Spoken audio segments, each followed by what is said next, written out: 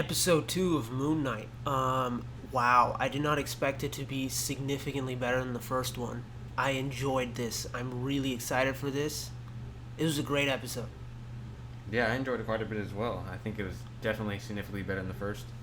Same feeling overall there, and I think it's just shaping out to be really strong compared to the rest of the shows. I don't think I was this excited 2 episodes in compared to the rest of the Marvel shows. And the one main thing I can see just being a problem is that if they rush the final four, because we know that with especially Hawkeye just did not go as well as it could have. So I hope it doesn't end in the same boat as this. Yeah, me too. I'm not really liking the 6 episode structure at all. And plus these episodes are like less than an hour, like 40 minutes, even less sometimes. And I'm really terrified because I'm really liking the setup. Everything that I liked about the first episode just got better here. And everything I didn't really like was even that slightly improved, like the action and the visual effects. What I really love this time is everything with Steven and his relationship with Mark and how he talks to himself. All those sequences are incredible. I love it. And also, Something like that. But hopefully he just gets more screen time and they don't do something weird with him like Kingpin and Hawkeye. yeah, I hope so too. He's a character that really deserves to be developed. So I think let's get right into it. Let's start breaking down the episode.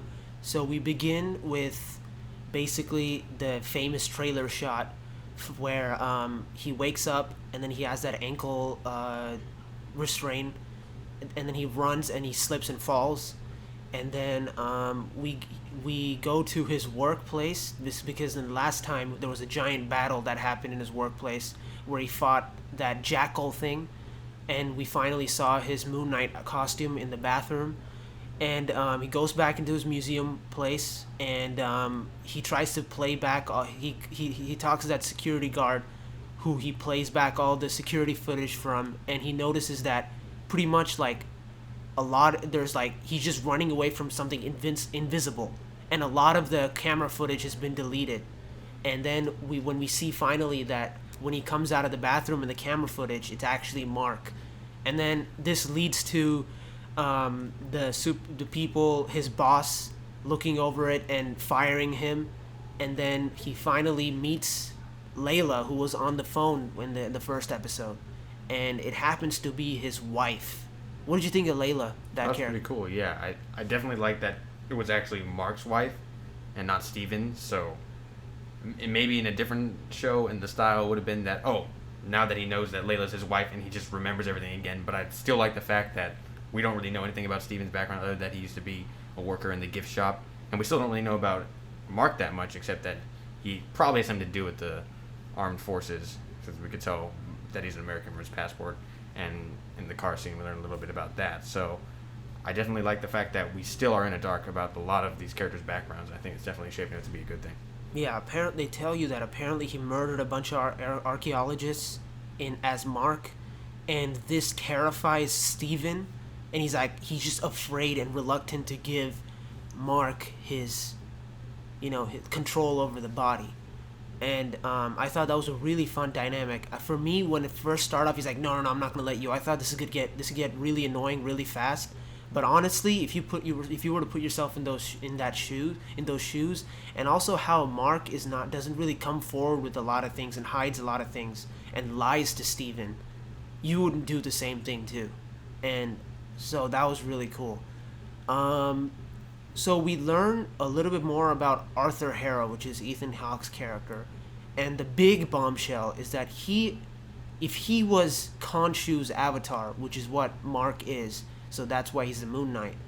I feel like Ethan Hawke was Moon Knight before Oscar Isaac became Moon Knight, which I think is really interesting.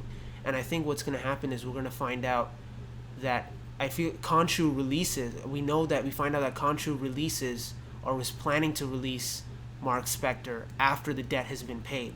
So I think what I'm seeing is probably Arthur Harrow was Moon Knight, and then he paid the debt, and then he was released, and then he hated what he did for Khonshu, and then that's the fallout and the conflict that they're having.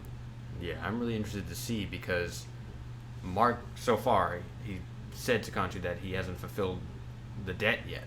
And I'm wondering, because Ethan Hawke has such resentment toward Khonshu, maybe he found out a way to do something with the scarab that broke the arrangement and it caused him to leave Khonshu's willpower or whatever it is he's using to force the avatar state upon him.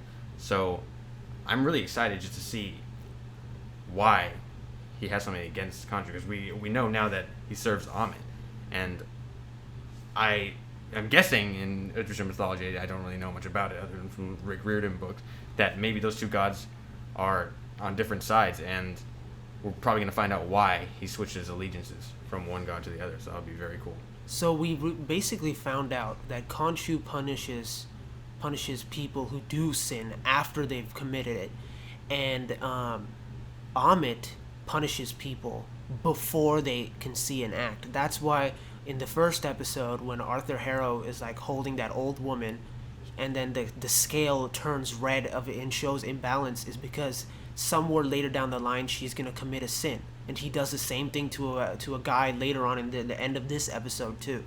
So I think that's where it falls. And I don't know if you know about this, but you know the Civil War line in Marvel Comics, right? So in that there was a thing called Civil War 2, where it was Team Iron Man versus Captain Marvel, and Captain Marvel wanted to do what Amit was doing, where she wanted to punish criminals before they do an act, and Iron Man wanted to punish criminals after they commit a crime. And there was that conflict, so that was really cool. That's a weird connection I thought about. I've never read the comic, but I've read about it, So that was interesting. And yeah, so I mean, not much happens. We see Mr. Knight. What did you think of the Mr. Knight outfit thing? It was cool, although I'm a little bit surprised that I thought there would have been more significance behind it. Like, it came with a different power because he didn't attach and reattach the moon off his chest, or didn't seem to have any special power that came with that suit. So I'm wondering why Steven brought out that suit rather than the original Moon Knight suit. But hopefully we get that explained, because I don't know anything about the background of Moon Knight. I heard that the Mr. Moon Knight is a whole different persona in the comics. It's not just the suit that he has. And I'm kind of sad that maybe this is the last of Mr. Knight we'll see, and this is the route they went with. Maybe we'll see it in the future when he's like, in a party, or he's going, that we'll probably see that persona, or he'll use that outfit to disguise himself or something like that, because that's my favorite suit. I actually like, when I think about Moon Knight, that's my favorite suit. It doesn't just look like your cape and your hooded, extremely intricate superhero costume that we're used to, and it's like this really simplistic thing. I kind of dig that. But I wouldn't be surprised if they brought it back, since they did use that still on a lot of promo images. So I'm expecting that he's gonna come back for sure. But if you remember those promo images for what, just from that scene. Yeah, so I don't know. Okay, is there any other positive you have left to give this? Yeah, I thought the visual effects really improved a lot, and the action, we didn't speak about that too much, but it's not bad the way it's shot. I know you had some problems with it, but overall, I don't think it was anything too different from your standard Marvel fighting. Obviously, really CGI reliant, but what do you expect when you're fighting a giant Egyptian monster? And right. Yeah, there was no problem with it. I thought it was all pretty solid, nothing too different from what we've already seen before. Yeah, and then if you noticed, it's actually really Arthur Harrow and Moon Knight that can see that monster, because if his wife starts helping him fighting with him, and she can't see it unless she actually hurts him, which was interesting. Well, I hope we get that explained. But my problem with the action is, overall the show is shot really well, but then there was this one moment when his wife and him are trying to fight the jackal next to a car, and then they just cut. There was like multiple cuts. I don't know if it was a stylistic choice, but it was really weird. And also, like, there was this extended chase sequence too. I'm pretty much okay with it. Yeah, at this point, I'm actually more invested in the story than the action. I hope to see more of Arthur Harrow as well, because I think Ethan Hawke killed it here. He's menacing, but at the same time really charismatic and weird and different. We actually hear him speak Mandarin. What did you think of that? That was pretty funny. Definitely not as accurate as I'm pretty sure a lot of other Chinese people would agree. Yeah. So that was interesting. Yeah, it was just I'm really excited, but at the same time I'm very skeptical because we got what 4 more episodes and that's less than 4 hours. I think usually Marvel's finales are like a little longer. They're like about an hour, if I remember correctly. It's around that. But interesting, I saw on IMDb that the runtime for the show is supposedly only 282 minutes, while most of the other ones were 300. So I wonder why they just randomly cut out these large chunk of it. Oh, that scares me even more. But do you remember Hawkeye's finale wasn't an hour long either? That was shorter too. But overall, most of them have been like 300 minutes on the dot. Yeah, that's weird. This one's really short, and this one happens to be the best one.